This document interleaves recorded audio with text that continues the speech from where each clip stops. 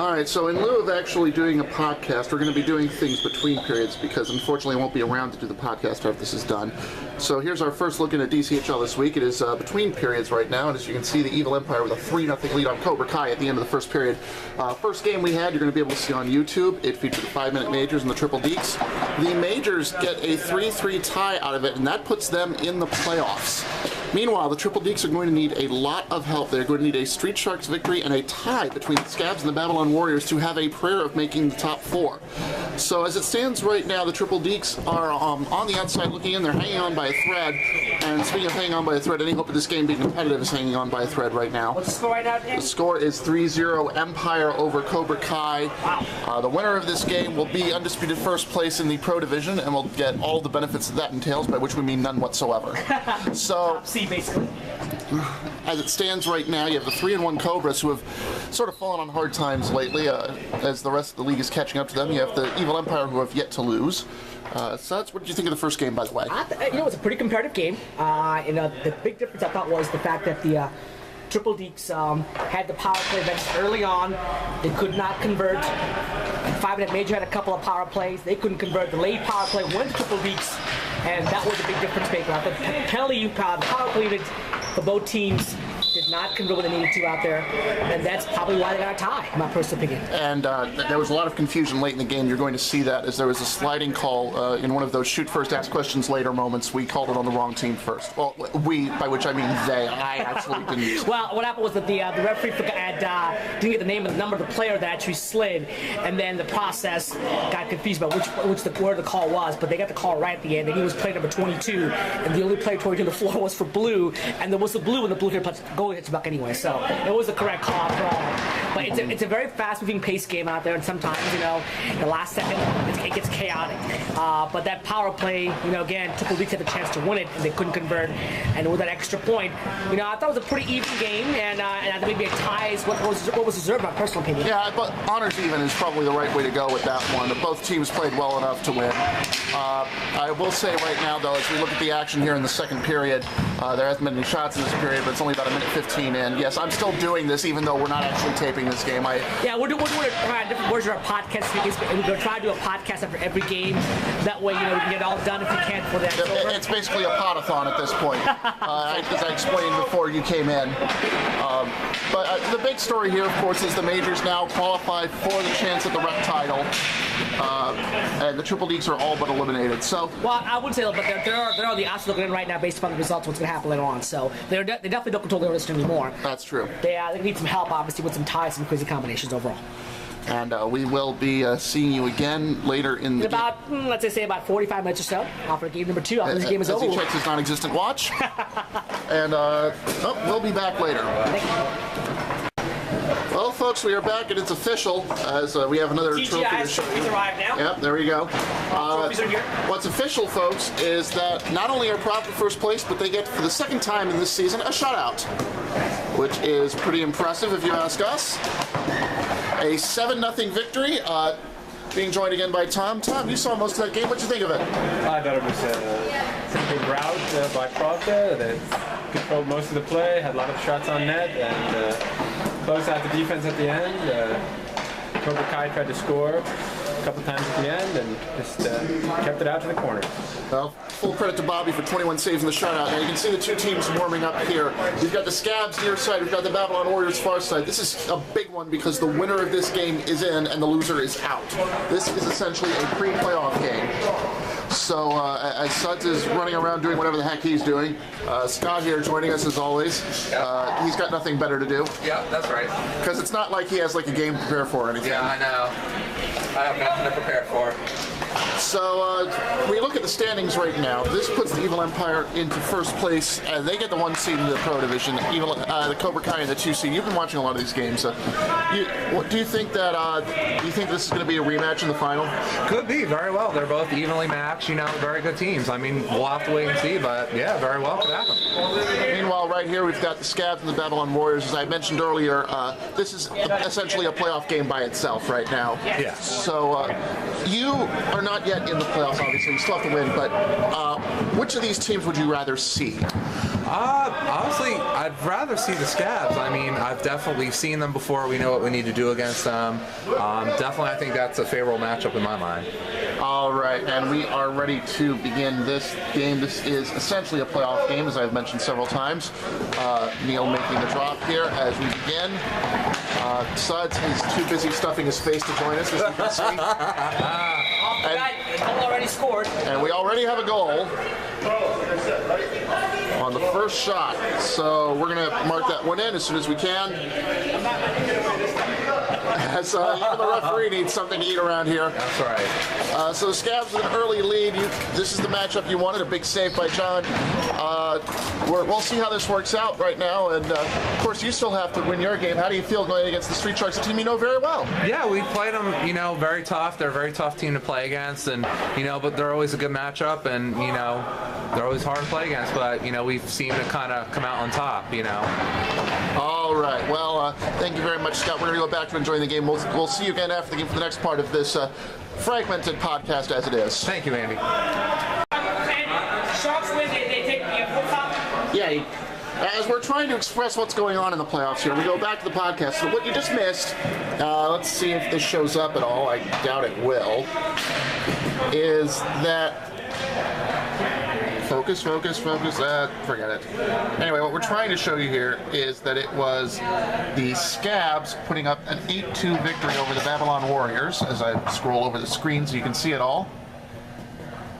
And with that, the Scabs get into the playoffs, and they're pretty much the 3 seed, and will face either the Majors or the Scorpions, depending on how things break out in this game, for that cup right there. It was a close first period with the Warriors at 2-1 at the end of the break, and then things sort of fell apart for the Warriors, as they tend to do occasionally. The Babylon Warriors ended with an average of 6 goals against per game, and on 30, unless the Ducks get hammered by the Blue Barracudas, that's going to be the most in the league. This result means the Scabs do qualify for that top 4 spot, which is an incredible turnaround when you consider that they were 0-8 last season prior to the playoffs. So now here's how this works. If the Scorpions win, the Scorpions will face the Scabs, and the Afterburners will face the 5-minute Majors. Should the Street Sharks win, the Sharks will face the Afterburners in a rematch everyone's looking forward to, while the 5-minute Majors would face the Scabs. In case of a tie, the 5-minute Majors would again face the Scabs, as we have our first shot on goal by the Street Sharks, and the Scorpions would face the Afterburners. So there's a lot on the line here in this game. Suds is off doing whatever the hell he wants to do, like I care what he does. And just to talk about the last game, Francois and Charlie were the big difference in that game, as you can imagine. They were the one. Sorry, Carlos, not Charlie. Although Charlie didn't play poorly, don't get me wrong. And that was pretty much how they were able to get the victory. Francois with, I believe, 4 goals on the day. John, as you can see, is going in net again for the Scorpions here. That's a big development. With Roderick unavailable for this game. And as an Afterburner, I of course have a vested interest in this one because we're going to be facing either of these 2 teams depending on how things turn out. We got Rob here doing the game. Now, the theme of the first 3 games, if you ask me, is that really momentum was a big deal. Nobody was able to get momentum in the first game, as you saw. And in the second game, it was all Evil Empire, and as soon as they had started, they just kept rolling. And at the start of the second period, the Scabs got all the momentum against the Babylon Warriors, and it just never stopped. As you can see, lots of players getting in position here. But still no goals yet, as we have 13:30 left. Here comes Suds. I'm sure he'll have something to say about that game as another shot, another save. Yes, you are. Thanks for joining us for the podcast, since it was your idea. I had to make sure that the teams knew what was happening in the locker room. I call it the locker room. That was again, we had a couple of lopsided games there. Cobra Kai getting beat basically badly. We had also right now. Yeah, let's just point this at the scoreboard for the time being. Okay, we'll do that right now for you. I'll put that for you. I'll go back up here and see my basically, the last game we had the Scabs and Warriors playing for a playoff spot, and it wasn't even close. close, was it? Well, in the first period, the Warriors had some momentum, but as I was telling the audience, this has been about momentum. Eli Hunter got it early against Cobra Kai, never went out. Oh, he got a goal! Wow, deflected in. Looks like it's Scott, I believe. But it's Paul. It's going to be Paul. Paul, okay, I apologize. From Scott. Paul from Scott, and it's going to be a wild thing. That's a crazy deflection that went in on the glove side high over Jeff. It's 1-0 right now. This game obviously is for the division honors here for the Scorpions. If they win the division. But go back to the last game, you're right. Basically it's a game of momentum, and we have 2 games where early goal, early momentum, basically has snowballed into a blowout. Correct? Exactly. And let me explain, because you weren't here when I went over this. Okay. Let me explain how this works. If the Scorpions win this game, it will be the Scorpions with the 2 against the Scabs against the 3.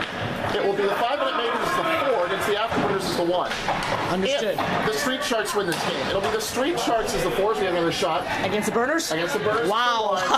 That's just what we need, right? Exactly. And it will be the majors as the 2 against the Scabs as the 3. So Scabs are locked with a 3 seed no matter what. Yes. Okay. But now, if there's a tie in this game, You know what? I was afraid you were going to say but. So what is the but scenario? if there is a tie, Majors versus Scabs still happens, but it would be the Scorpions against the Afterburners. Understood. Okay.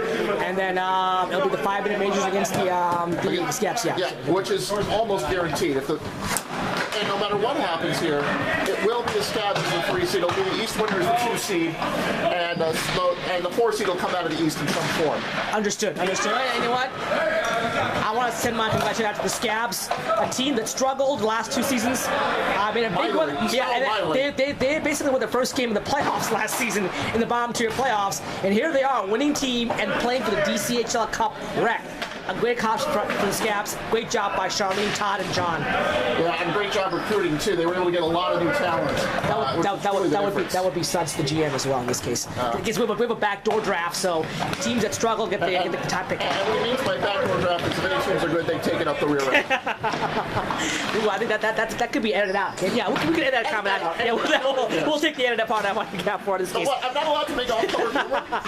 Anyway, we'll be back after this game. We'll let you know what happened in this game here so far. It's 1-0 Scorpions, and we'll come back and let you know how that played out in about 45 minutes. Well, we'll see how it goes, and then we'll have the full rec playoff picture when we do. Well, we're back here in Tacoma. Here, we just finished another game. The Scorpions and the Street Sharks had themselves a crazy game. The Scorpions go up 2. Street Sharks come back. They go up 2 again. Street Sharks come back again. They go up 2 again. Street Sharks tie it another time. But, and this is the key, with about a minute to go, they realized, you know what? A tie's not going to do us any good. We need to go for the win. They pulled the goalies. And pulling the goalie, there were 2 empty net goals for the Scorpions. So that means the Scorpions, with an 8-6 win, take the East Division. Now here, we can tell you the exact playoffs of the Rec Division, both up and down. On the upper side, the 1 seed, the Afterburners, will play the 4 seed, the 5-minute majors. The 2 seed, the Scorpions, play the 3 seed, the Scabs. Meanwhile, on the downside, 5 seed Triple D's will face 8 seed 2 Jacks No Code, while 6 seed Street Sharks will face 6 seed Babylon Warriors will face the 7 seed Street Sharks. Great set of games out there. I just want to say that was one of the best games in a long time. Unfortunately, with the tie-breaking scenarios, the game was tied at 6, and the Street Sharks had to pull the goalie out there, and that was it overall. But all the early bad breaks in Street Sharks in the season came back to haunt them. Unfortunately, no leeway whatsoever. Yeah, and to be fair, I think the Scorpions were dominant in that game. Remember, they had 2 bizarre own goals go against them in that game. So first one was on the power play, where John Rumps made the initial save, and we do this because we love. Paul took the ball, and as far as we can tell, decided to make a nice little floater shot between the legs of John. That's really what it looked like. Even though I still don't know what the heck he was trying to do. Well, again, it was a great game by 2 good teams actually. So more of that, look forward to that actually the playoffs as well. Yep. But you're right. The Scorpions probably had the point characters overall, but the Sharks were resilient. Give credit for that. All right, assuming there are no point penalties left, this game, here's how it stands. The Ducks, if they win, now whoever wins this, they're going to need the Funkmasters to beat the NWO. That's just a given. Correct. The loser is guaranteed to be in the TGI sport. Right, the loser is guaranteed to have the consolation game because it's not even a tournament, it's a game. Right. If it is the Blue Barracudas, there's the first shot. First shot goes to the Barracudas. If the Barracudas win and Funk beats NWO, then it's just straightforward. The Blue Barracudas are in. If If the Ducks win and the Funk Masters beat the NWO, then it depends on goals allowed because those two teams ended in a tie. Correct. And right now, as we stand at the goal standings right now, the Ducks actually have a 4-goal deficit on NWO. And so the NWO right now has the driver's seat. Yep. And if this game ends in a tie, forget it. They're both out. Exactly. So then the NWO and Funk Masters would basically be the last two teams in the pro. Now, as Amanda mentioned earlier, number 1 seed is Evil Empire, number 2 is Cobra Kai. That's correct. That's going to be interesting. Funks are most likely going to be the 3 seed because just about every scenario has them winning. And there's a goal! Dale, I believe, has the goal there. Dale with a goal. Live goal on camera on the podcast. Yep, got a good view of it. Yes. And on the 3rd shot for the Barracudas to no reply. And we'll be back in about 45 minutes with the wrap of this game as well, too. Wrap of the last 3 games of the night. The rec playoffs are already set. They are already set. Now, for the next couple of wrap-ups, you're just going to hear suds. And the reason is that I'm going to be in Game 6. So what you're going to see is you're going to see Suds basically yakking for 5 minutes because that's all he does. As he will talk about the result of this game while I warm up the Afterburners for a... Oh, there's another one! Alex from Jason. Alex, and it's already 2-0. So again, you got both. You were lucky to catch both goals live here. Yes, you were. Coverage here on the DCHL YouTube channel. Yeah, podcast action here. We're doing it this way because Suds' family apparently relies on him more than I do. So, shots now 5-1 Barracudas. I'm sorry, the goal again was, Andy, I'm sorry. It was Alex from Jason. Jason with the shot, Alex the rebound. Awesome, okay. It's Alex TRU. You have to go all the way down. Drop down menu here. Yeah. Anyway, so it looks like the Barracudas are in good shape. Shots on goal, Andy? Right now, 5-1 Barracudas. Now, as I said, I'm going to be warming up the Afterburners for the game against Two Jacks Snow Cup, which we've mentioned all throughout the day is basically the one game that doesn't matter. So I feel a lot better about that. Then, after that, Suds will have a few things to say, and then he'll go straight into taping the second half of our doubleheader. He's going to be, I would think, on his own. Either that or he's going to try and grab somebody to be with him. I'm going to try somebody if I can. And that game will be the Funk Master Redux against the NWO. So you get to hear, so you get 45 minutes of Suds spitting out tired. It's a monologue. Yeah, spitting out tired cliches and missing the goals by about 10 feet. Don't worry, as long as the Washington Capitals are playing, I got plenty of material. He's a troll. Professional troll right here. The Duke Blue Devils, the Tower Heels, the Duke, plenty to talk about. Basketball as well. We'll go with the entire NHL. By the way, the Duke Blue Devils are a 2 seed and the Maryland Terrapins are not in the tournament, just to remind you. But you know what? The last time Maryland played an ACC game, they beat Duke, which is always the best memory you can have leaving the ACC tournament. You still have one more year for us to kick you. All right, guys, we'll see you in about 45 minutes. We'll see you then. Suds will see you then. I'm going to go get my gear on. Take care. All right, folks, we're looking live here at the Tacoma Park Center here, game number 6 of last week of the season here. As I am doing the podcast solo here, since Andy's playing goal for the Burners. In a game that you're getting a live look at right now, where the Burners are dominating the Two Jacks Snow Cove, the expansion team, 5-0 as we speak here. We're about 9 minutes left in the second period. The Burners have scored 3 power play goals and have taken control early with a 5-0 lead so far in the second period. The game that I want to talk about actually is the game that we had earlier, game number 5 on the schedule. And what a wild one that was. That was the Blue Barracudas against the Ducks. The Blue Barracudas jumped up to a huge lead early on. I believe it was 6-0 at one point. Goals were scoring, was around plenty out there for overall. Ducks made some of a comeback and got about 6 goals back, but it was way too late as the Blue Barracudas cruised to an 11-6 victory. 17 goals and 45 shots on goal apiece for both teams. The Blue Barracudas, defensively speaking, just did not have it today. Sean, who has been super red hot in all the leagues he plays in, unfortunately had a bad day today, but at the same time, overall, as you see a live goal here by Fitzroy. Bonus coverage here was to get the goal by Two Jacks Snow Coke, a rarity actually in any day. We get one live here on video as Fitzroy puts it in to make it a 5-1 game for the Two Jacks Snow Coke. Again, going back to the The earlier game, 11-6, the Ducks just didn't have it offensive speaking out there. Sean struggled, but he also saw a lot of quality shots as well, as the Blue Barracudas totally dominated from the offensive standpoint and won the game. And I believe Dale had 4 goals and 2 assists. He was number 1 star of the game. And the Blue Barracudas now await to see if they make the top-tier playoff. They need some help for the last game of the night between NWO and the Ducks. I'll be back in about 45 minutes with the wrap-up of this game and further playoff implications coming up later in the podcast. We'll see you in about 45 minutes.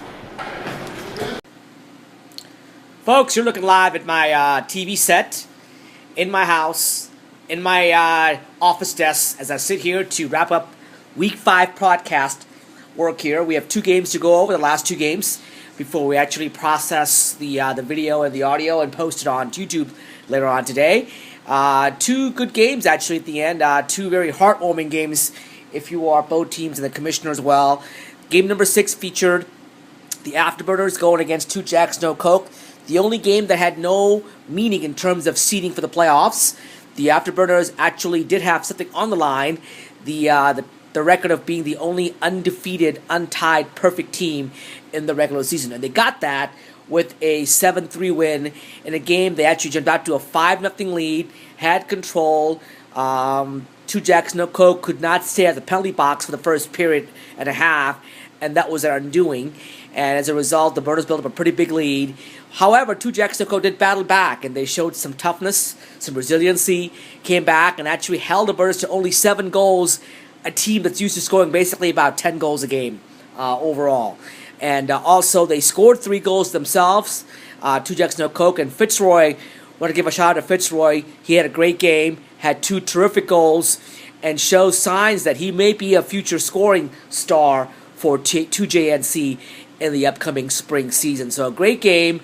Both teams were played well, and actually it was a very good loss for 2JNC because they stayed tough with the top team, the dominant team in the rec division, and a good win for the Burners. They remain undefeated, perfect season going into the playoffs. Game number 7.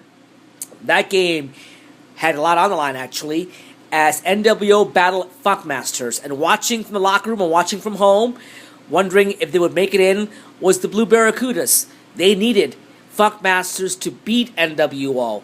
NWO needed at least a point, tie, or a win to knock Blue Barracudas out of the final pro playoff spot for the DCHL Cup. And in that game, it was actually the Funkmasters with a dominating but fun, exciting, and good, intense hockey in a 7-1 win over NWO in a game that both referees told me afterwards was clean, aggressive, not over the line, and they were lenient, allowed both teams to play. Both teams did not take advantage of that, and it was a very good game for a 7-1 win in that regards. Difference in the game, 2 points from what I saw. Number 1, NW had a lot of their shots blocked. A lot of the shots were off target, while Funkmaster made the most of their chances. They played great defense. Their second line of Lewis, Dan Keller, Caroline, and Nick Mosier was terrific in my opinion. They actually set the tone for the game with great forechecking, great defense, great tenacity, great neutral zone play, and scoring, and allowed the first line to get more of the goals. But they were the difference maker in my opinion, as they played a terrific all-around game and helped NWO to defeat, in this case, with Funkmaster winning 7-1. Funkmasters again played very, very well. NWO actually had played very hard, played very well. Difference again was shots on goal, not able to get through, and missing the net, and that was a difference maker in my opinion, as Funkmaster defeated NWO 7-1. Thus, allowing the Blue Barracudas to sneak in to the 4th and final spot for the DCHL Cup Pro Playoffs. The NWO tied with Blue Barracudas, but the Blue Barracudas had beaten the NWO in a heads-up matchup, and also I believe the Blue Barracudas had more wins anyway, and as a result, they advanced over NWO for the Pro DCHL Cup. NWO will play for the TGIS Cup Pro, and they will attempt something that's historical here. The first team in DCHL history to win 3 straight TGIS Cup Pro, and that should be the first 3 TGIS Cup winners overall. So that should be a great game as they will play the Ducks. Playoff ramifications. Number 1 seed in the DCHL Cup Pro are your Evil Empire, undefeated. They've got some ties, but they are undefeated. Number 2, Cobra Kai slips to number 2 seed. Number 3 is going to be Funkmasters Redux with a great win over NWO. Number 4, Blue Barracudas off back-to-back wins, battled back to make the top Pro Cup playoffs for the DCHL Cup. Number 5 is NWO. Number 6 are the Ducks. In the rec side, the Eastern Division winner is the Scorpions. They tied actually with 5 Minute Major, but the Scorpions actually had more wins, overall wins. That's the official first tiebreaker. They win the division over 5 Minute Major. The division winner on the other side, Western Division, is the Afterburners, who are actually the number 1 seed in the playoffs. Scorpions are number 2. Number 3 seed, there was a tie between 5 Minute Major and Scabs, but the Scabs actually have more points in terms of wins. As a result, the Scabs are the 3 seed in this case. And 5 Minute Major drops to a 4 seed. The 5th seed, just missing the DCHL Cup Rec side playoffs, are the Triple Deeks. They'll be the number 1 seed on the TGIS Cup Rec side. Number 6/number 2 seed are the Babylon Warriors on the TGIS Cup Rec side. Then we have the Street Sharks as a number 3, number 7 seed. And the final number 4, number 8 seed would be 2 Jacks, No Coke. So a great day of games scheduled to happen next Sunday, March 24th. 10 games in all. Last day of the 2013 strike shortened winter season. As we move on to the Rockville Sportsplex on April 7th, with only 1 week off for Easter. Looking forward to some great games coming up here on March 24th. Recap, goal of the week or player of the week for me right now would go to Dale Van Wagner of the Blue Barracudas, who had 4 goals and 2 assists, played a stellar game, helped Blue Barracudas bounce back from 1-2 record and help make the playoffs on the pro side. Dale Van Wagner gets the call as the player of the week for week 5. My most impressive team for week 5 would be Funkmasters. You know, Funkmasters played a very, very well, very systematic, hard-fought, I would say balanced game overall, as they impressed me with a very big 7-1 win over NWO. My most disappointing team of the week would be Cobra Kai, getting shut out, and not only getting shut out, but getting blown out 7-0 to Evil Empire. They've had now 2 losses in a row. You have to wonder if they're going the wrong direction for the playoffs as we speak here. That's basically it here on our side. I want to make sure you guys know about a contest that we have coming up here.